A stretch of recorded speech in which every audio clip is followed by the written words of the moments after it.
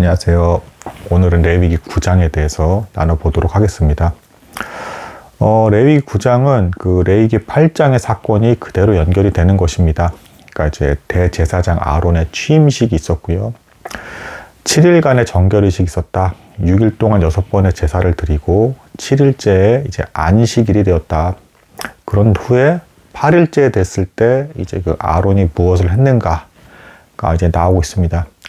근데 이제 오늘 나누는 본문이 사실은 그 출애굽기 40장, 출애굽기 마지막 장이랑 그대로 연결이 돼요. 그러니까 출애굽기 마지막 장이 뭐 성막과 여러 가지를 다 짓고, 그 다음에 위임식까지, 취임식까지 다 한 다음에 마침내는 그대로 예배를 드렸더니 하나님께서 직접 이제 현현하여 나타나신 쉐키나라고 부르죠. 그런 놀라운 일이 발생을 하면서 백성들이 이제 거기에 대해서 감동하고 두렵고 떨린 가운데 하나님을 예배하게 되는 모습이 출애굽기 40장 마지막이었죠. 즉 하나님께서 너희와 함께 하신다라는 것을 분명히 보여주시면서 끝나는 게 출애굽기 40장입니다. 근데 그 사건이 다시 레위기 9장에서 또 나오는 겁니다. 근데 이제 그 제사 절차를 중심으로 이제 레위기 9장에서는 나온 것일 뿐입니다. 그래서 오늘 레위기 9장은 제가 핵심만 이제 찝어서 이제 말씀을 드리겠습니다. 일단 우선은 그 아론이 대제사장이 된 이후에 7일간 정결의식을 거치고 나서 8일째 곧바로 이스라엘 백성들에게 이제 속죄제를 드립니다. 그리고 번제 소제를 드리는데 이것은 무엇을 나타내는 것이냐?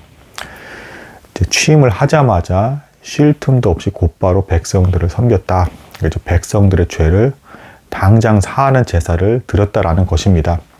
그래서 이것으로 보건대 이제 하나님의 백성을 섬기는 자들, 그리고 더 나아가서 모든 성도는 또 제사장이기도 하잖아요. 그래서 하나님을 믿는 모든 사람들은 하나님의 뜻을 이루기 위해서 쉴 틈도 없이 이제 여러 가지 이웃에 대한 사랑과 여러 가지 것들을 신경을 쓰면서 이제 좀 바쁘게 살아가게 될 것이다라는 것을 보여주는 어떤 그런 예가 되겠습니다. 그리고 여기서 이제 드려진 어떤 특징이 또 하나 있는데요. 속죄제로서 숫송아지가 드려졌어요. 이게 또 상징하는 바가 있습니다. 뭐냐면 그 모세가 그 십계명 이제 두 돌판을 받고 내려왔을 때 백성들이 그 황금 송아지로 우상 숭배를 했던 그 사건, 여러분들 이제 기억하실 겁니다. 그 우상 숭배 때문에 이제 굉장히 벌을 받고 징계를 받다가 이제 그 회개하는 마음으로 열심히 다시 이제 성막을 짓고 이렇게 하면서 하나님을 모시게 된 건데, 자, 그 백성들에 대한 속죄제로 숫송아지를 드렸다라는 것은 이 황금 송아지 사건과 연결이 된다.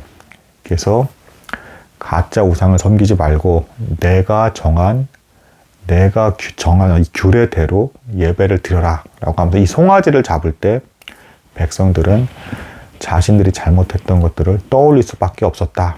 그리고 아론 역시도 내가 그때 그런 우상 숭배를 했었지. 그러니까 이제 취임을 하자마자 교만해질 수도 있는 거잖아요. 근데 처음부터 숫송아지를 바로 잡았다는 것은 자신들이 황금 송아지로서 우상 숭배했던 걸 떠올리면서 내가 하나님께 예배 드릴 자격이 없음에도 불구하고 하나님께서 나를 사용해 주시는구나 라고 하면서 또 감동과 감격 가운데 낮은 마음으로 하나님을 예배하게끔 만드는 그런 제사 절차였다라는 것입니다. 그래서 속죄제로 숫송아지가 처음에 이제 드려졌다라는 것은 그런 의미가 있겠다라고 볼 수가 있겠습니다. 이것이 그대로 연결되는 게 베드로가 예수 그리스도를 부인한 사건이라 볼 수 있겠죠. 하지만 이후에 사도로서 그대로 활동을 하잖아요. 마찬가지로 아론과 백성들은 이 숫송아지를 잡는 순간 자신들이 우상숭배했던 황금 송아지로 우상숭배했던 그 불편한 사실을 깨달으면서 깊이 회개했을 것이다. 낮은 마음으로 제사를 드렸을 것이라는 것을 이제 추측할 수가 있겠습니다.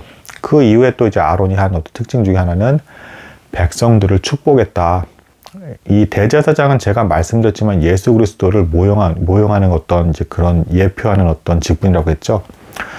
실제로 이제 예수 그리스도께서 승천을 하실 때 이제 그 아래에 있는 제자들을 이제 축복하는 모습이 나옵니다. 이제 그것은 곧 본질적으로 예수 그리스도께서 우리를 축복하실 거라는 것을 구약 시대는 아론이 축복하는 모습으로 모형적으로 보여준 것이다. 뭐 이렇게 볼 수가 있겠습니다.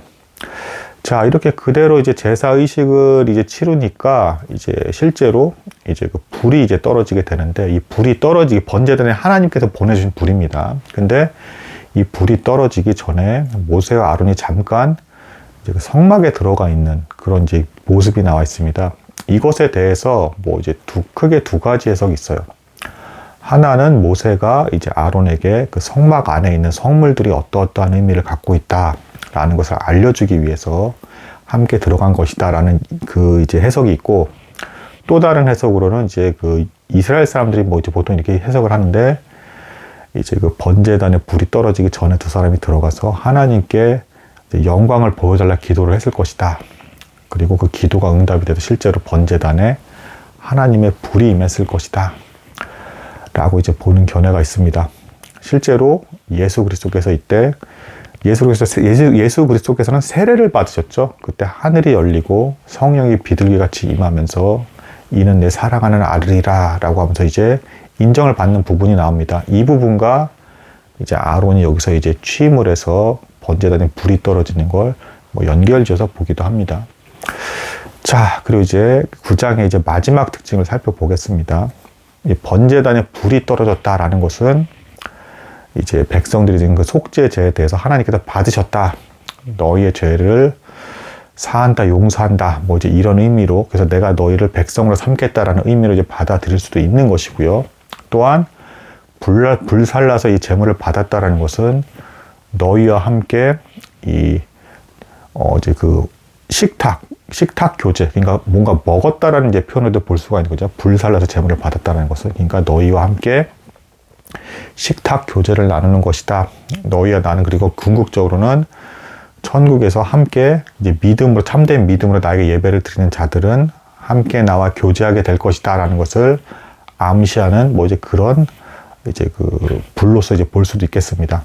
그리고 또 한편으로는 지금 이게 위임식이잖아요. 이제 그 아론이 제사장으로 위임을 이제 받는 것인데, 사도들이 이제 신약에서 그 이제 방언을 하게 되면서 머리 위에 성령의 불이 임하는 것을 이제 혀와 같은 이제 불의 모습을 이제 보는 그 장면이 나옵니다.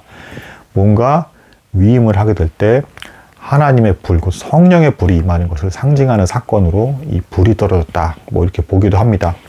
그러니까 이 하나님께서 첫 이제 번제 제단에 불을 떨어뜨린 것은 어떤 의미가 되겠습니까? 거룩한 성령의 불꽃을 준 것이기 때문에 너희의 마음속에 있는 그 성령의 불을 꺼트리지 마라 라는 그런 이제 명령을 주신 거라 볼 수도 있겠습니다. 그래서 우리는 날마다 이런 이유로 적절히 성경을 읽고 기도하며 하나님을 기억하는 삶을 살아가야 된다.